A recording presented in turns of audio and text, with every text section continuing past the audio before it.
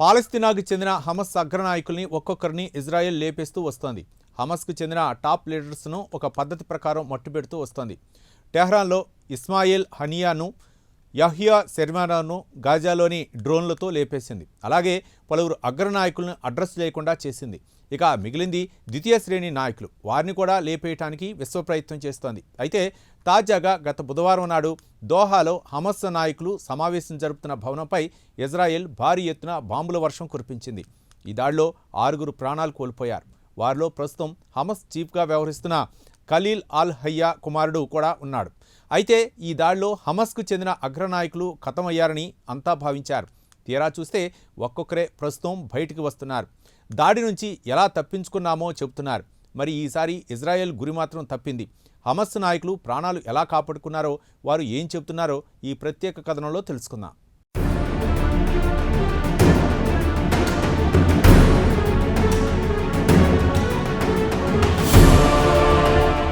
ఇప్పటి వరకు ఇజ్రాయెల్ గురి ఎక్కడా తప్పలేదు. హమాస్ అగ్రనాయకులను ఒక్కొక్కరిని ఏరికోరి లేపేస్తూ వచ్చింది.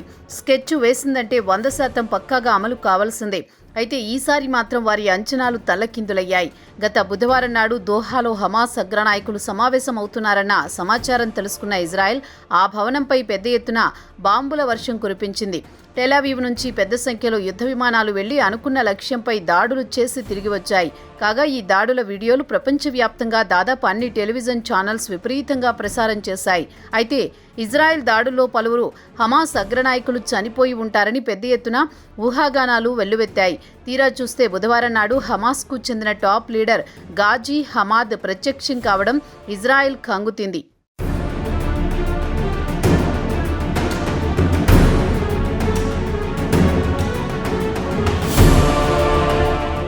గత వారం ఇజ్రాయెల్ దోహాలో బాంబుల వర్షం కురిపించినప్పుడు హమాస్కు చెందిన సీనియర్ నాయకుడు గాజీ హమాద్ లొకేషన్లో ఉన్నాడు. దాడి తీవ్రతను గురించి ఆయన మొట్టమొదటిసారి బాహ్య ప్రపంచానికి తెలియజేశారు. అయితే ఇజ్రాయెల్ పెద్ద ఎత్తున బాంబుల వర్షం కురిపిస్తున్నప్పుడు తాము చివరి నిమిషంలో చాకచక్యంగా అక్కడి నుంచి తప్పించుకున్నామన్నారు. గత బుధవారం నాడు అమెరికా ప్రెసిడెంట్ డొనాల్డ్ ట్రంప్ ఖైదీల విడుదల ప్రతిపాదన గురించి చర్చించడానికి తాము దోహాలో సమావేశం అయ్యాం. ఈ సమావేశానికి టాప్ లీడర్స్తో పాటు పలువురు సలహాదారులు కూడా వచ్చారు. కాగా అమెరికా ప్రతిపాదనను గురించి ఖతారీకి చెందిన మధ్యవర్తులు కొన్ని ప్రతిపాదనలను తమ ముందు ఉంచారు. అంతే వెంటనే భారీ పేలుళ్ల శబ్దాలు వినిపించాయని ఆయన బుధవారం నాడు మీడియాకు తెలిపారు. భయంకరమైన బాంబుల మోత, శబ్దాల మోత వినిపించగానే తాము కీడు శంకించామని, వెంటనే సీన్ నుంచి నిష్క్రమించామని చెప్పారు. ఇజ్రాయెల్ పెద్ద ఎత్తున తమపై బాంబుల వర్షం కురిపిస్తుందని ఊహించాం. ఇంతకుముందు గాజాలో ఉన్నప్పుడు తమకు ఈ అనుభవాలు సుపరిచితమే అని హమాద్ వివరించారు.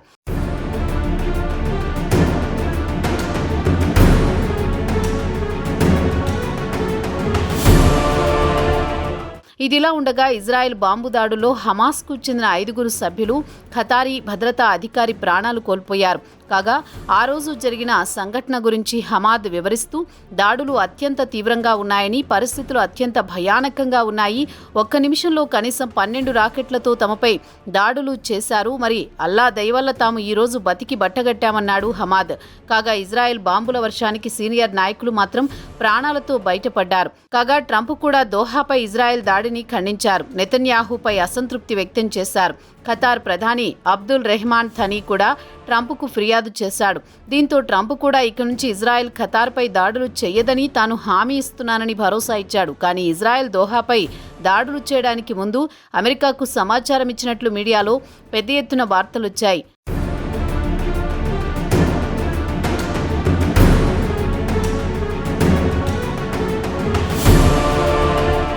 ఇక ఇజ్రాయెల్ ఖతార్పై పెద్ద ఎత్తున దాడులు చేసిన వెంటనే అరబ్తో పాటు ఇస్లామిక్ దేశాలు దోహాలో అత్యవసరంగా సమావేశమయ్యాయి. ఈ దాడిని ముస్లిం దేశాలన్నీ ఖండించడమే కాకుండా పిరికిపంద చర్యగా అభివర్ణించాయి. అయితే ఈ సమావేశంలో ముస్లిం నాయకులు ఎలాంటి తీర్మానాలు చేయకుండా ఎవరికి వారు వచ్చిన దారిలో వెళ్లిపోయారు. ఇజ్రాయెల్ ప్రధాని బెంజమిన్ నెతన్యాహు మిడిల్ ఈస్ట్ మొత్తాన్ని కబళించాలని చూస్తున్నాడు. దీనికి అరబ్ దేశాలన్నీ కలిసికట్టుగా అడ్డుకోవాలని హమాద్ పిలుపునిచ్చారు. అయితే కాల్పుల ఒప్పందం సంప్రదింపుల సందర్భంగా తమకు చేదు అనుభవం ఎదురైందన్నారు. అమెరికా నిజాయితీగా మధ్యవర్తిత్వం వహించలేదని హమాద్ ఆగ్రహం వ్యక్తం చేశారు. ఇక ట్రంప్ తమను బెదిరించాలంటే తాము భయపడేవారం కానే కాదన్నాడు హమాద్. గాజాలో తమ ఆధీనంలో ఉన్న ఇజ్రాయెల్ బందీలను అత్యంత హీనంగా చూస్తున్నారంటూ ట్రంప్ మండిపడ్డారు. దీనికి హమాద్ జవాబిస్తూ తమ వద్ద బందీలుగా ఉన్న వారిని తమ విలువలు సిద్ధాంతం ప్రకారం బందీలను చూస్తామన్నారు. ఇజ్రాయెల్ చేపడుతున్న చర్యల వల్ల తమ వద్ద ఉన్న బందీల ప్రాణాలతో చెలగాటమాడుతున్నారని హమాద్ ఇజ్రాయెల్ నాయకులపై మండిపడ్డారు.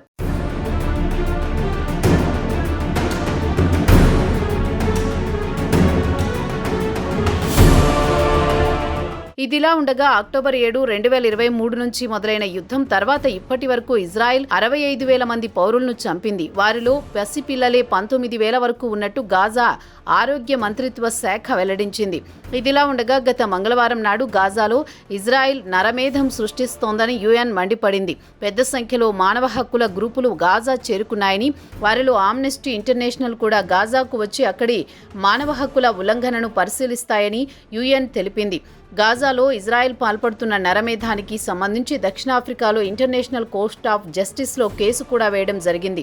ఇక గాజా నగరం విషయానికొస్తే నగరంలోని బహుళ అంతస్తుల భవనాలను బాంబులతో పేల్చేస్తోంది. నగర ప్రజలను బలవంతంగా ఖాళీ చేయిస్తోంది. ఇప్పటికే వేలాది మంది గాజా నగరాన్ని ఖాళీ చేసి వెళ్లిపోతున్నారు.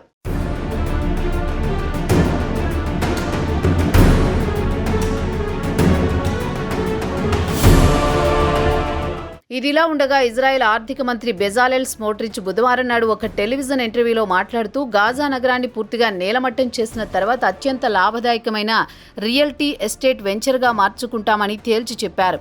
ఇదే విషయాన్ని అమెరికా ప్రెసిడెంట్ డొనాల్డ్ ట్రంప్ కూడా వ్యక్తం చేసిన విషయం తెలిసిందే. గాజా నగరం మొత్తాన్ని స్వాధీనం చేసుకుని అత్యంత విలాసవంతమైన రిసార్ట్ నిర్మిద్దామన్నారు.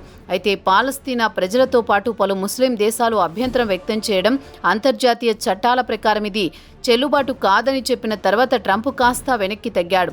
అయితే టెలావివ్లో బుధవారం నాడు రియల్ ఎస్టేట్ కాన్ఫరెన్స్లో స్మోట్రిచ్ మాట్లాడుతూ గాజా నగరాన్ని తిరిగి పునర్నిర్మించాలనే ప్లాన్లో ఉన్నామని, అమెరికాకు చెందిన అతిపెద్ద వ్యాపారస్తులతో సాయంతో నగరాన్ని నిర్మించాలనుకుంటున్నామని చెప్పారు. అమెరికాకు చెందిన అతిపెద్ద రియల్ డెవలపర్లు కూడా ఆసక్తి కనబరుస్తున్నారు. తాను ఏదో తమాషాకు చెప్పడం లేదు, సీరియస్గానే చెబుతున్నానని బుధవారం జరిగిన రియల్ ఎస్టేట్ డీలర్స్ మీటింగ్లో మాట్లాడుతూ చెప్పినట్టు అసోసియేటెడ్ ప్రెస్ వెల్లడించింది.